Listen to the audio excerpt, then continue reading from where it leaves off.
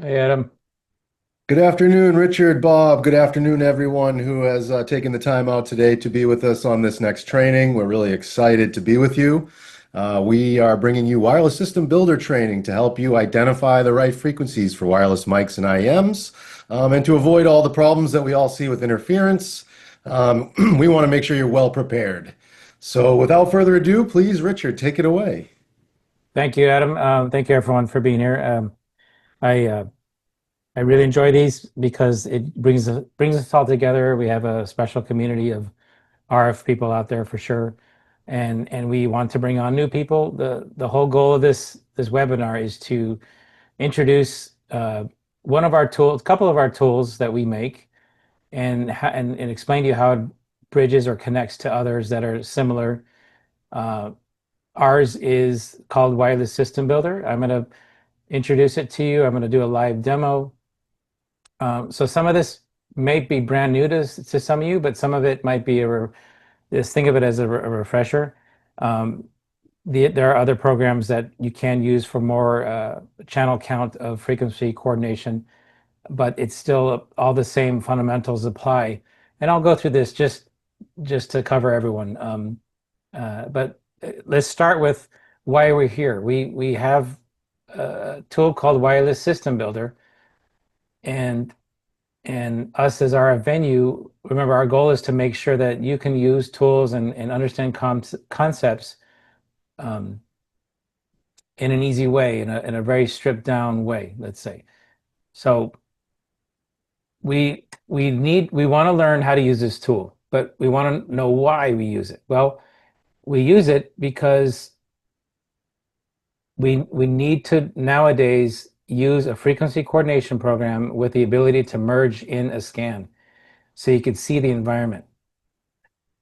Seeing the environment, the RF environment, means that you can actually pick ultimately the best channel to put your stuff in. Remember, all of our mics and in-ears and wireless devices are use frequency carriers, RF radio frequencies, to transmit one information from one place to the other. Our biggest enemy is noise, and our biggest enemy out there is television. Television still broadcasts out there in the same playing field as our mics and in-ears, and we need this tool to coordinate our own frequencies and see the noise. Um, there are guidelines when you're using it, meaning you got to type in an address. It's more recommended to type in an actual location rather than a zip code or a city, because in general in the U.S. and everywhere that the TV transmitters that are out there will come in differently to your building, or come in differently because you have mountain ranges that are near you. So you got to be exact with the location. And you'll see as I do the demonstration, um, you might get different results for certain parts of the city that you're in. Uh, so regarding how to get scans in, we sell Spectrum tools. They are called RF Explorer Pro and Spectrum Recorder. It's the first time in my career that something has been this affordable and this good. I will focus on the Spectrum Recorder for you for this, but just remember we have videos, and we could do all more trainings on our Spectrum tools beyond this webinar today. And the last part of this step is, or this process is, when you coordinate your frequencies and you avoid TV and you tune your rack of items, you have to check your work. That means there's two procedures that I will go through, which is needs everyone needs to do this in order to ultimately sign off on your system. So one is called wargaming, and the other is it's just basically a walk test. Just remember, when you approach wireless systems, the more precision and data and information you have at the beginning, uh, you will troubleshoot less down the road, and that means it helps you stay confident with using wireless when you do all the work up front, and it'll help you not have to troubleshoot and fix things last minute. I am going to review our company. Some of you may be new to our company, but I know a lot of you know us. But we just want to remind you what our goals are and what we do. So we fill in a lot of the gaps of products that aren't out there based on us versus the manufacturers who make wireless systems and in-ear monitors. Remember, we now have a product that is a point-to-point system, so it is a transmitting to receive system.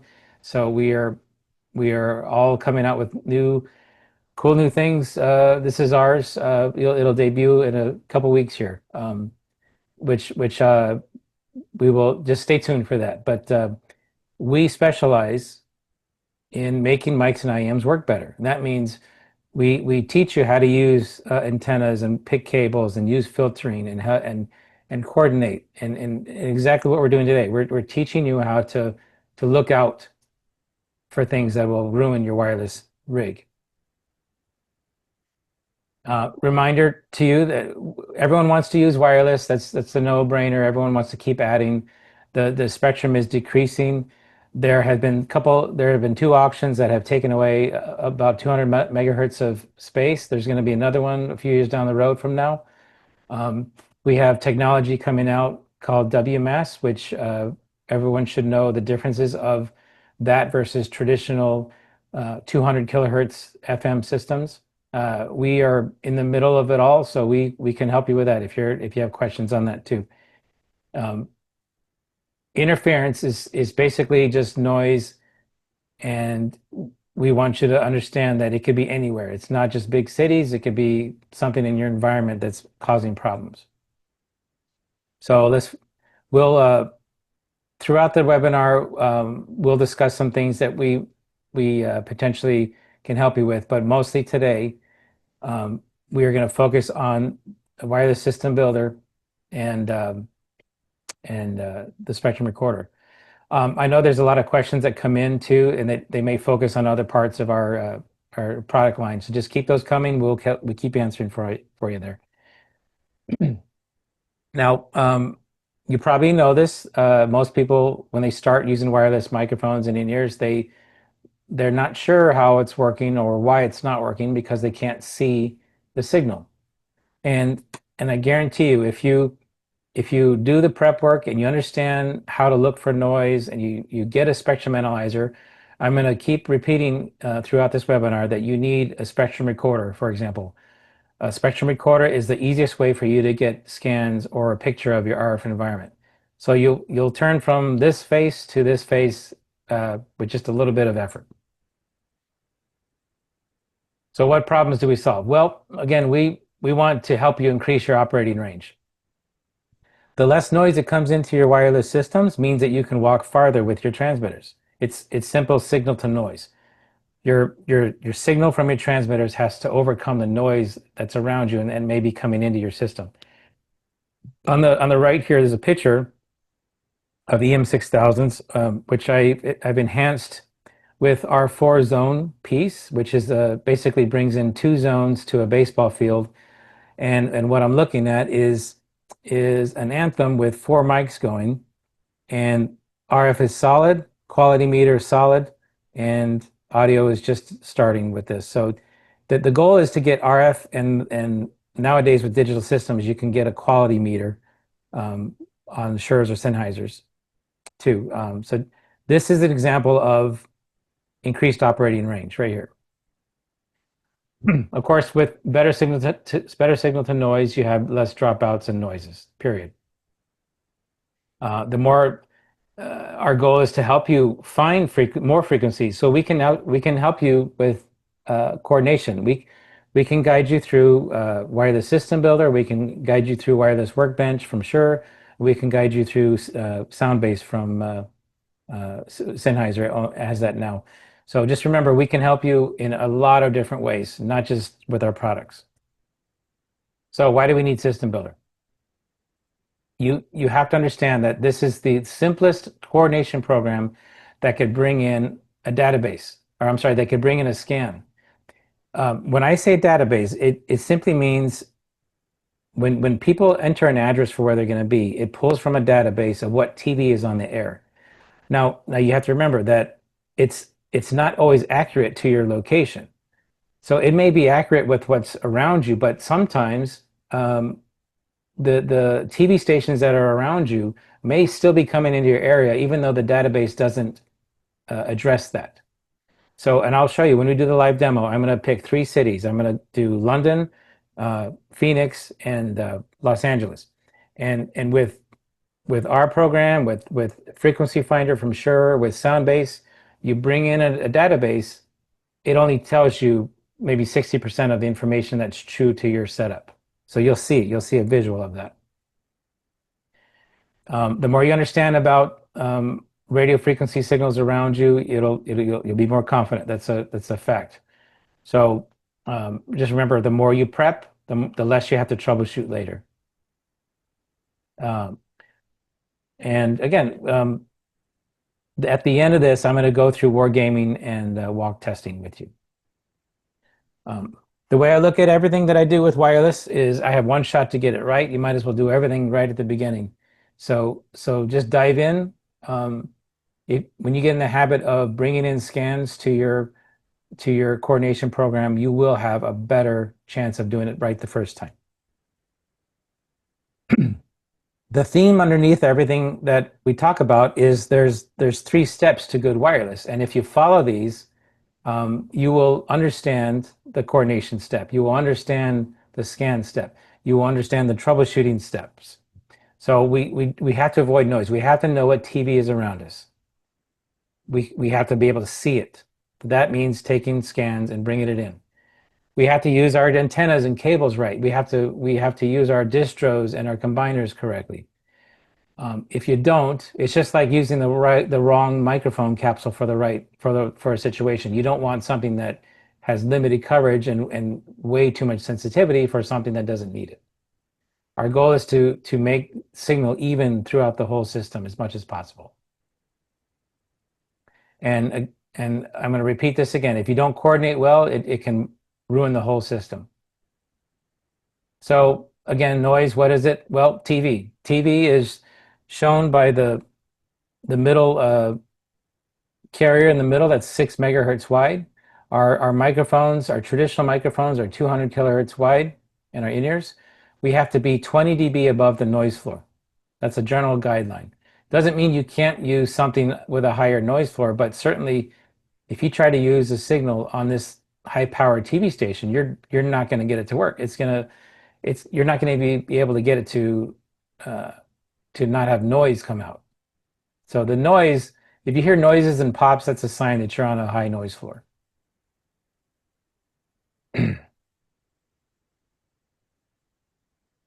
So let's see what it looks like. This is a graphic of what we're doing here. We're putting our microphones and our in-ears in between TV stations, and we have noise above and below us. For example, anything power related in the room, LED, things like that. Above us is 5G cell network. So following those three rules, we avoid TV. We use our antennas and cables and filters correctly to get rid of the noise around us. And we also coordinate to make our transmitters work together. So here's a before and after of that. Doing all three things, avoiding noise, using the equipment right, and coordinating right will get you this picture on the right. I simply want to control the noise as much as possible in all three areas. Now, I'm going to go into our spectrum tools. If you haven't already, you need to get a spectrum analyzer. And I'm recommending ours because they are very affordable. They are packed full of features. This is our RF Explorer Pro. It is a portable Windows-based machine. It has a tracking generator. You could test cables and filters and antennas with it. It's super light and portable. It has multiple applications in it, testing Wi-Fi, power meter, testing cables and things like that. The Spectrum Recorder is simply a stripped down version of a Spectrum Analyzer that you just simply power up and you put in a thumb drive and you get the data off of it. You can also get data off of this by putting it on a local area network or having it come into Soundbase. Soundbase is a coordination program that you can bring this in live scan mode. Whatever you do, you get your scan, you pull the data off, and you start using, in this case, we're going to use System Builder today, and we're going to enter our scans. Remember, System Builder is designed to be super simple, and it's for up to 25 frequencies roughly, and it gets you up and running without all the other bells and whistles that Workbench and Soundbase have, which is necessary, but not for everyone. So before I do the live demo, I'm going to show you some pictures. Here's Wireless System Builder with a scan imported, and if you notice, the red is live on-air TV based on the database and based on the address I entered, and my scan brought in is showing that, hey, it didn't include some of these. This is low-powered TV coming in, but the database didn't address that based on my location. And I'm not worried about why, because my scan proves everything for me. I need to know the database as a guideline, but I certainly need to have my scan to prove to me what I can use. And I'll walk this with you. I'll walk through this with you. So avoiding noise is one thing, but coordinating is the other. You can avoid all the TV, but if you simply randomly pick all your numbers, that you're not going to get good results. And especially if some people do this, but they use the scan feature on their microphone's receiver, and they scan one, and they turn it on, and then they turn one transmitter on, then they scan again, then they turn another transmitter on, and they do that step. Well, this is 60% effective, let's say. You need to coordinate all your numbers. Don't scan and do one at a time. Because what happens is if you do that, you may have another party in your building that doesn't have their transmitters on. So you're scanning in an environment you have no idea what's going to happen later. So when we coordinate, we coordinate with our own stuff, and we also ask who's around us that is going to be near us. Okay, now just a preview of what I'm going to be doing is I'm going to show you when you go into System Builder, you can click a button that says I don't have equipment or I have current equipment, and when you click on the no equipment module, it's basically going to give you a rundown of all the brands of what they make based on what you're asking for, and on the right it tells you how much space is open in the TV band of that device with a certain band that it comes in. Which it's going to start narrowing things down for you, but still our ultimate goal is to bring in scans.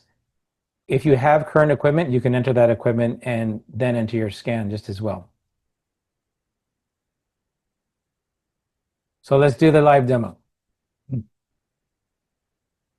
I'm going to start with, since we have a variety of viewers here, some overseas, I'm going to start with London.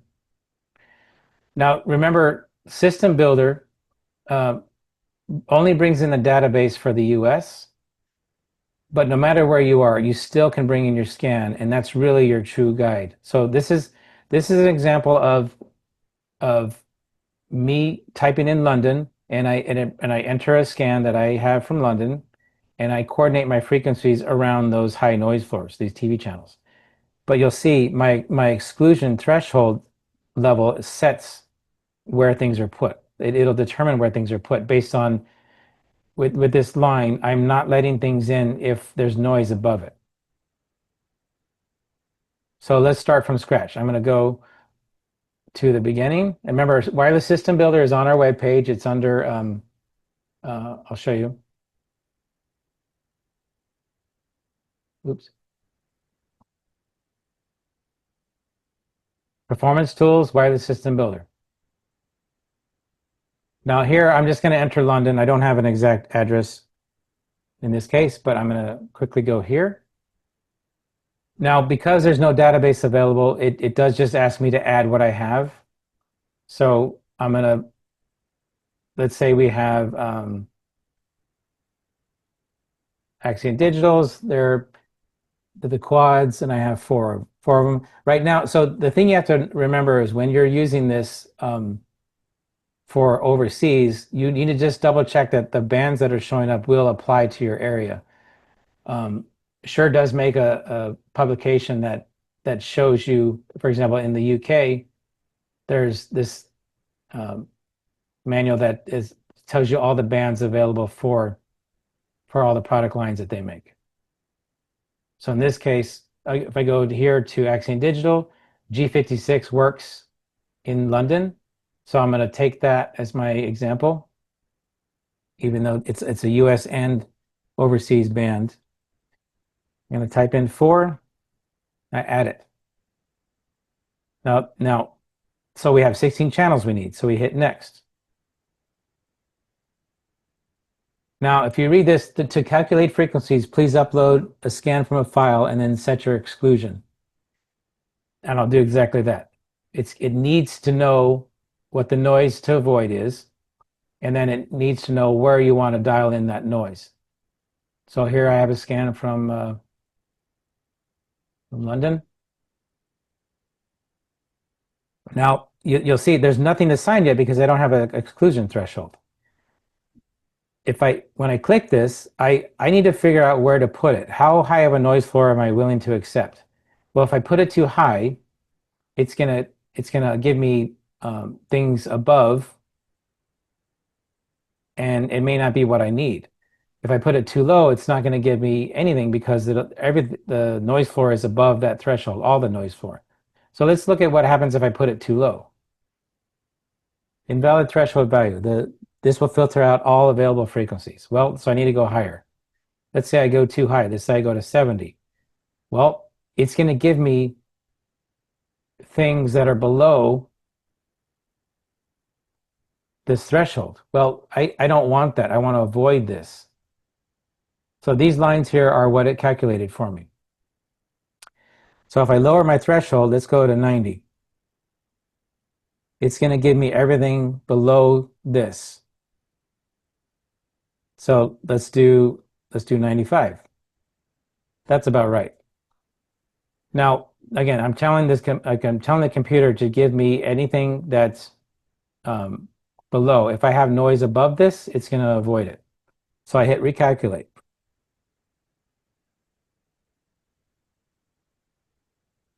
Now it gives me everything in the spaces that are below this threshold. And that's exactly the most 100% coordinated correctly with the noise floor that I have.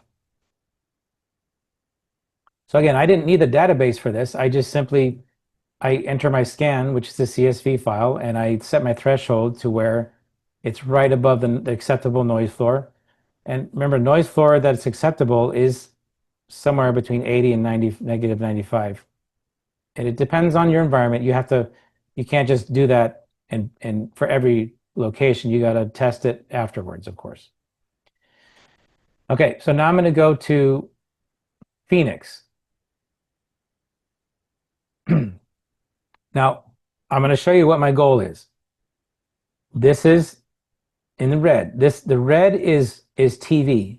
But when I start this procedure here, the database is not going to give me all of this. I manually put this in, and I'll show you how to do that.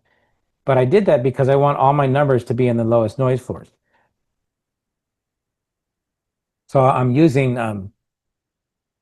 PSM 1000 on G10. So it goes from 470 to 541. So this is the only 2 channels I can use. I can't go higher. So I could use these for other things like microphones and things like that. So I'll walk you through this step, and again, I'll show you both ways to get to this page, and that is here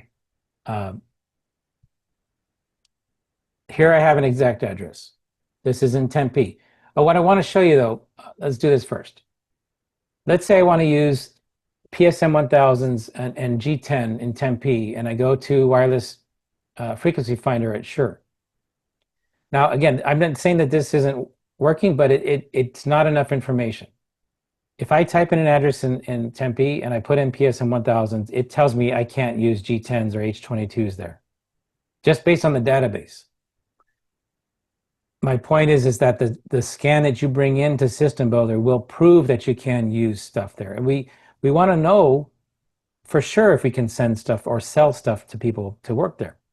I don't want to go by just this anymore. I need to use spectrum analyzers and scans together with my programs. So let's go back. Um, Phoenix. I'm gonna show you PSM 1000s, G10s, 4, and I can add them. Okay. When I go through here, it still asks me if I want to add new equipment. So I could do that here, or let's start over. I could do it at the very beginning. If I go to my location and I say and I want to add gear right, I want to look for new gear right away. Well, I could do this right here at the beginning. It's okay to do either way. You're still going to get to the same place where you can enter your scan. So let's say I go this way. I want 4 of IEMs, and then now I have a selection of all the brands of IEMs. Now, if I want to rate, hey, is G10 actually better than H22 or J8? Well, let's see. If I click on this, I have 58% of this device that will work in the TV band, or 41 megahertz. This is 54. This is 66. Well, let's say I go for the 66 percentage of usable frequencies. I could do both, but let me show you that G10s work in Phoenix. I'm going to pick G10s.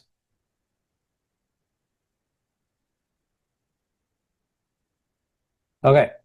Now, it assigned them, but did it remember, this is just the database coming in to help us with the system builder is just going by the database right now. So if you look at this is 25, and channel 21 is not even it didn't put anything there. But let's look at the whole spectrum with our scan. I want to actually see what is really happening in my location. So I upload my scan.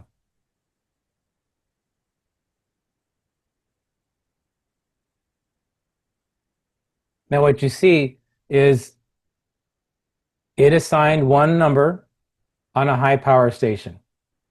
It did put 4 here, which is good. But what if I didn't know that this was not good or this was not good? Stuff like that. I need to block those out. So what I do is since these are the lowest noise floors, I'm going to count those as my good ones. So 21, 25, 30, and 35. Right there. So I'm going to go to my channels and block everything out for now.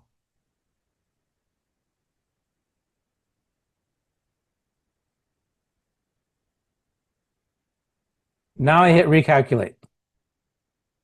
Now it puts everything where it needs to be. So just imagine I had 8 channels or 12 channels. It's going to put them all in the right spaces. So let's do it again. One more time in Phoenix here. I'm going to go, the original way I was going to do it was put in what I want or have already. So I have P10s with G10, and I have, let's say, 8.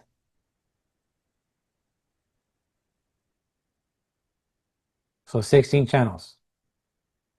I don't need new equipment, so I skip it. Okay? Again, do I know if this is right? Well, I don't, because I don't have a scan to compare it to. But this is telling me that this is open, this is open, this is open. Do I know for sure? Well, I will only know for sure if I put in my scan.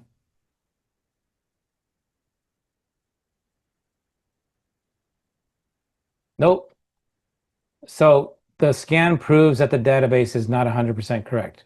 Remember, it's not just that the database is not right, it just doesn't know my area. It doesn't know what physical frequencies are getting into my building. So let's dial this down. Let's close these acceptable channels. So I'm going to leave everything open, which is 21, 25, 30, and 35. I hit recalculate. Now everything's where it needs to be. This is why we need scans, period. You need a spectrum recorder. You need some sort of scan to come into your uh, program here. So I hope everyone understands this. This exact step does get overlooked quite a bit, no matter what level you are. I think that the issue is that people want to move quickly on the setup or the prep time, and they don't dig deep enough to get to this point. And when you get to this point, you're good to go. Now I'm gonna do Los Angeles. Let's go to my other window. Los Angeles is a little different because you have four stations that are reserved for public safety. So 14, 15, 16, and 20. And I still, if I show you, like if I use a different kind of product, I'll come in and I'll show you how the scan helps me.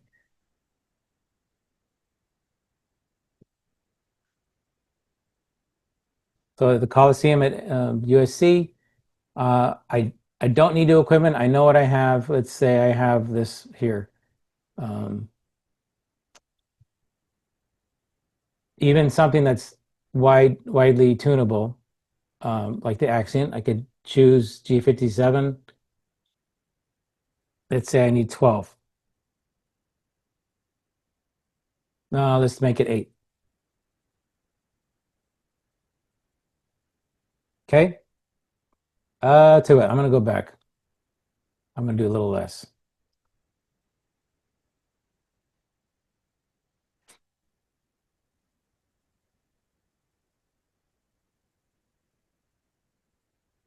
Let's see. G57. Let's say 10. No, I'm sorry, 6. Just try. Let's see what 6 can do. Okay. I don't need new stuff. Okay. If I stop here and I go, well, all the white stuff is open, I'm good to go. Well, not really. I'll show you what happens here.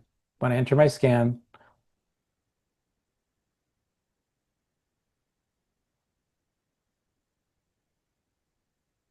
you don't want to put stuff on here. So what I'm going to do is block it out. So in Los Angeles, which technically this is not available, 14, 15, 16 are not available. They're public safety. You have to check the cities that have that actually. It's Los Angeles, Dallas, New York, uh, and Chicago. There's a couple more. So let's modify this list, right? Technically, I only have a few open ones.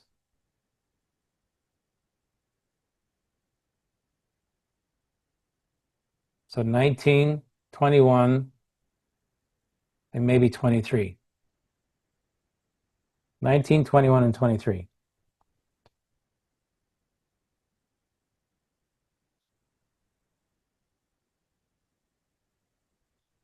Now remember, if you start with the best channels, it doesn't mean you can't open up some and use the next one up. But you want to start with everything at the lowest noise floor. So I'm isolating it to these three. Hit recalculate. It puts everything there. Did it put everything there? It looks like it did. So there's no errors. It put everything in those three channels. And that is completely maximized. Okay, I hope everyone understands why it's important to put a scan in. So let's all get spectrum recorders if you can right now. It'd help you out. Now, okay, I'm going to go back to my presentation.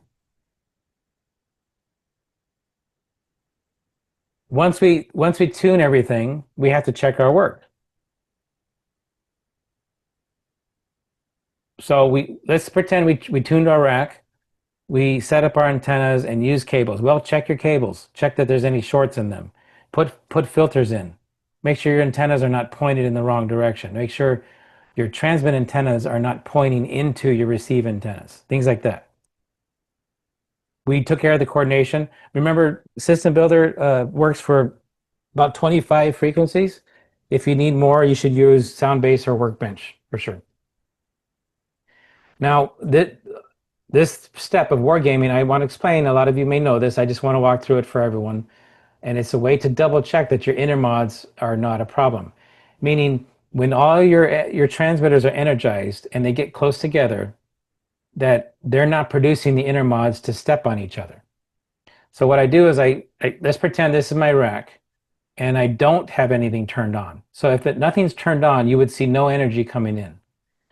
So let's imagine that there's no energy here and I'm looking at blank receivers.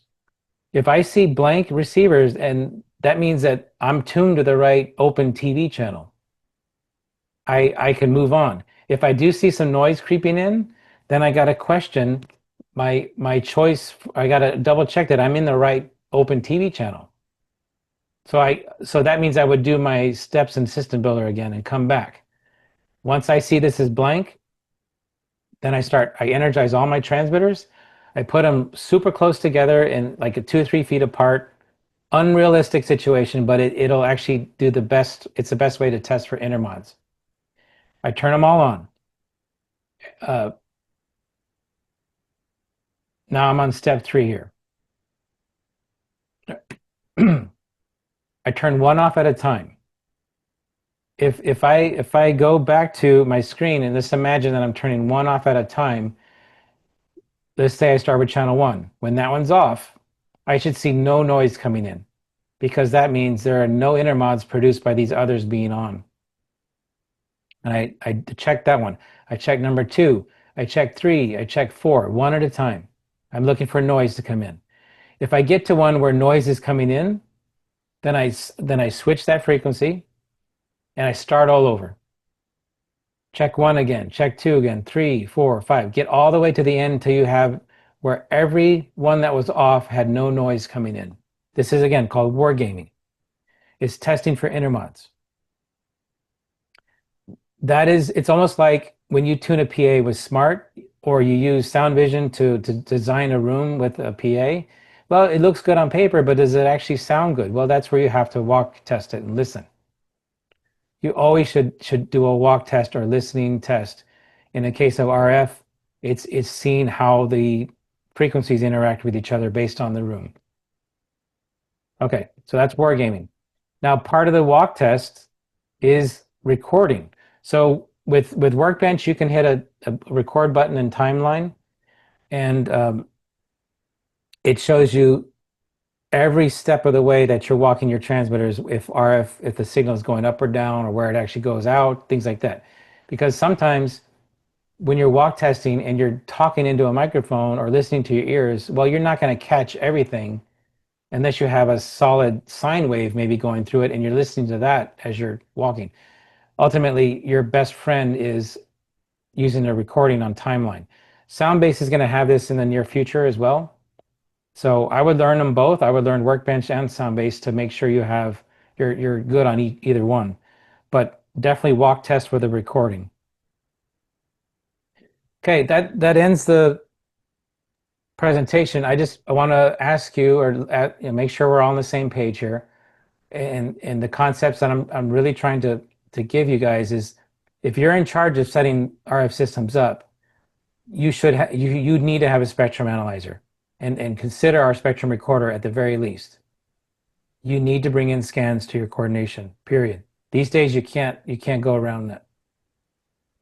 The more you have up front, the more you know if TV is not going to be a problem, the more confident you will be.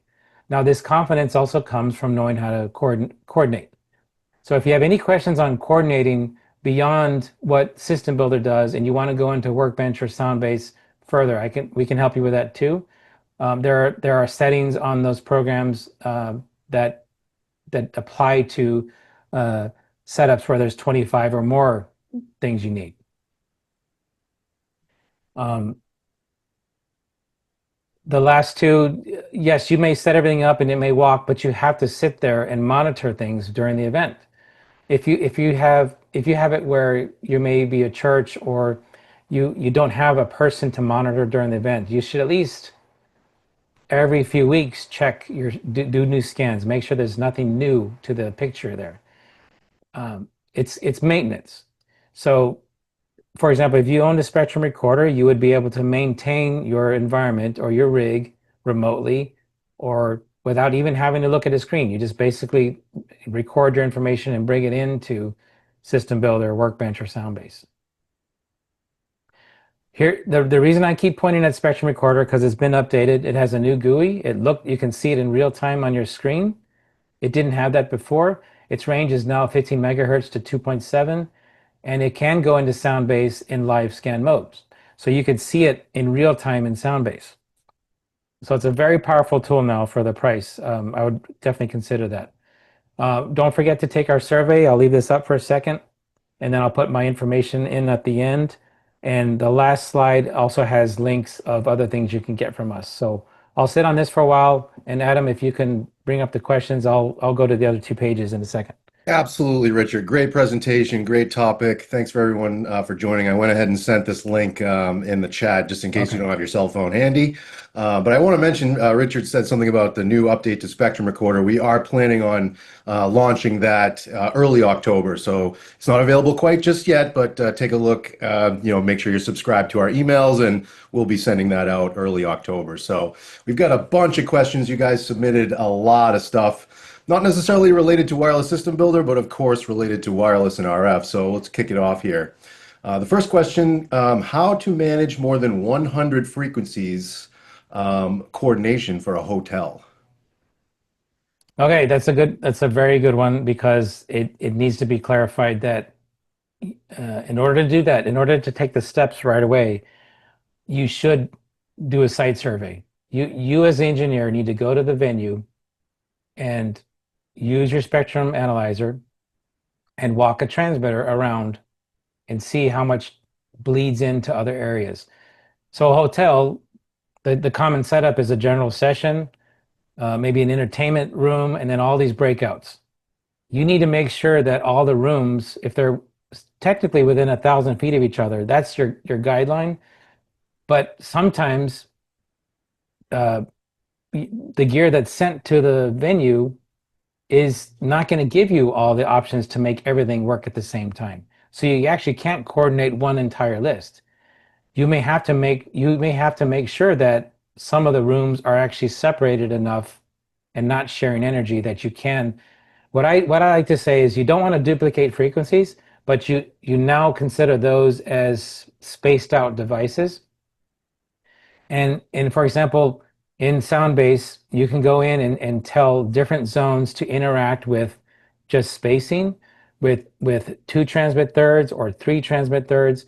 And that's basically telling the computer to just relate the like say like you have a breakout room that's far away enough that it's not coming into the general session. Well, just go by spacing. I recently did a gig called Hard Summer in Los Angeles. There was 5 stages.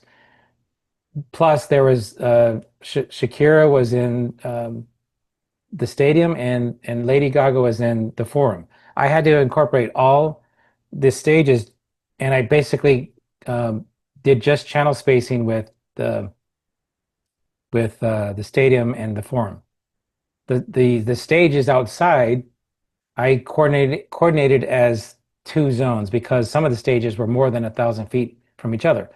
So it's a matter of documenting distances and actually walk testing something to make sure it doesn't bleed over. So it gets quite time consuming.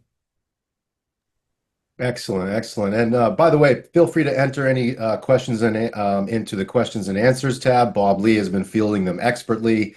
These are very complicated questions, and we have the experts, so use them wisely. Let me get to the next one here. How to determine RF interference and what creates a good RF environment? Okay, so you have to conquer the TV problem. You have to avoid TV, and you need to determine if it looks open. What I do a lot is that every time I go to a city, I determine my most open channels. I still look up where the TV tower is because I want to know how far it is away from me, just so I have peace of mind that it actually is not near me. Because you may have low channels that are low power TV stations within your city, and you may have low You may have a noise floor that's showing a high power TV station come in from a city 100 miles away. The more you know up front, the more you'll twist and turn to get to the right spot. But ultimately, once you pick things, you have to walk test the things that you assign in those channels. So the proof comes in the walk test. All right, great. Let's get to the next one. What's the worst thing you can do with IEMs?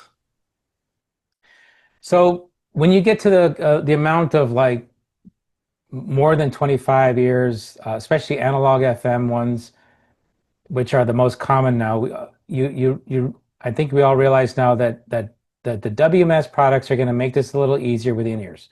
But there's so many analog 200 kilohertz analog FM in-ear systems out there that require you to coordinate with the most restrictions. So that means my recommendation is if you use System Builder to tune your IEMs and you have, let's say, 10 and it walks good, that's great.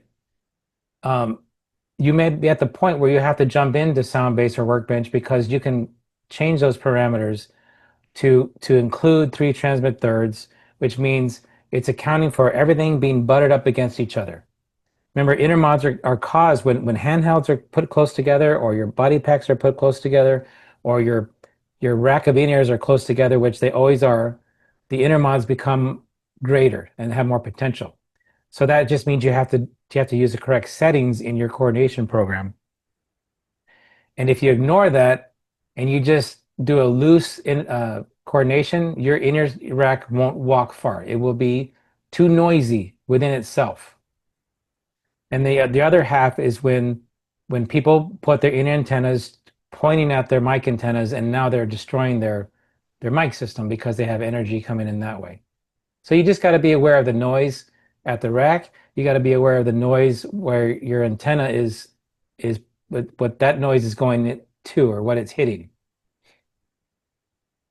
Oh, one other thing. Some systems have a squelch on the receivers. Um, if you know what a squelch circuit does, you determine the threshold of what comes in it, what the potential of energy that comes in your receiver. If you want more range and you're on a really good noise floor, you can open up the squelch more, which means you're going to be able to walk farther. So you got to learn how to dial things in on the front end and on the receive end.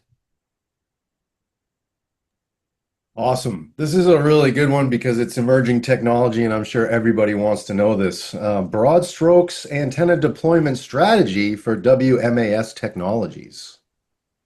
Okay, so just keep in mind that Shure and Sennheiser is both making WMS products. They're both different though. Shure has 800 kilohertz carriers, which means that there's four subcarriers within one carrier.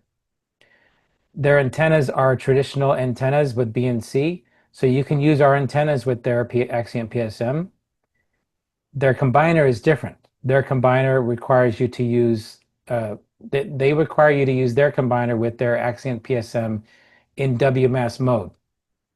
If you use their Axient PSM in legacy mode, you can use our combiners. So you have a choice. With the Shure system, it's the combining is done internally, and the radios are internal. With the Spectera from Sennheiser, the radios are on their antennas, and you connect the antennas via category cable or fiber. So the main thing about WMAS, it's made everything more compact and smaller in actual physical size with the amount of rack spaces you need, but it's also made multiple zones for transmit a lot different now. So if you need two transmit zones, you can use spatial diversity from Shure. If you need multiple zones of transmit for Spectera, well, you just throw up the amount of antennas you want. So you could put four antennas out there, and now you have four different zones of transmit. So WMAS just opens up all these other options, but you have to remember that the carrier is wider. In some cases, the wider carrier makes it have more redundancy. Think of it as a big ship. Well, something hitting the ship is not going to be felt as much as the smaller boat. So with the, like for example, the Spectera carrier is 6 megahertz wide. you can step on it with multiple frequencies of traditional 200 kilohertz, and it'll move things around on its own, and it becomes this like this frequency carrier redundant um, system, which is was very cool actually. All the systems have their advantages, regardless if it's WMAS or not. So you got to consider you're still going to use 200 kilohertz systems out there for many years. You not everyone's going to have the WMAS set up. So it depends on your gig. I would learn them both, honestly. Cool. What's the best practice for organizing wireless mic frequencies and IEM frequencies? Yeah, the traditional conversation is band planning, and what I like to do is I don't like to put microphones next to 200 kilohertz analog FM transmitters, which are IEMs or IFB. You want to put IEMs and IFB in a separate channel, and then put your mics in another channel if you can. It's the way they when you when you see modulation working up close, the analog FM IEMs will modulate a lot. The digital microphones barely move. So you might as well just separate them. So if you just look at the spectrum and you go, well, okay, let's say I have three channels to work with that are low noise. Well, put your in-ears in one or two, and then move your mics to the other one. And then maybe you do this. The mics that are in the separate channel, use those as your moneymaker mics, your very high priority channels, and then fill in the other gaps with the ones that are not so high on the priority pool. All right, looks like we got time for a few more. This is a fun one. Can you tell us the number and types of wireless systems used on NFL games? Seems like many. Yeah, so a normal game, like season, a non-playoff game, let's say two to 300, but it's the house, the truck, and anyone else coming in that adds it all up to that amount. So the house generally has 30 to 40 channels. The truck has about the same. So it could vary from the low hundreds to up to three, but Super Bowls are like 1,000. But again, that is based on timing, channel spacing. So when I say timing, not everyone's going to use everything during the game. They have to shut off during the game. Like for example, the halftime act has to be shut off during the game. They turn on when the halftime starts, and vice versa. Um, Soccer games are how do I put it? They're known for a lot of people to come in without getting their microphone or transmitter approved, and then you as an engineer have to go seek that out. You have to go, so meaning you could find 10 frequencies that weren't accounted for, and that could change the total amount. So that range varies based on what's accounted for and what's not. But the Super Bowl and all the championship games and playoff games, they're super tight on who is allowed to use what and at what time, and they have people basically putting stickers on your antennas to know that you're approved to use your system. Wow, incredible. Let me ask you a personal follow-up question to this, Richard. Yeah. If you had to work with 1,000 carriers, how many people, RF coordinators, are you working with, and what's your scanning setup look like in that kind of a job? Well, there's usually two to three people on a normal game that are walking around, but a Super Bowl is like, maybe twice as many.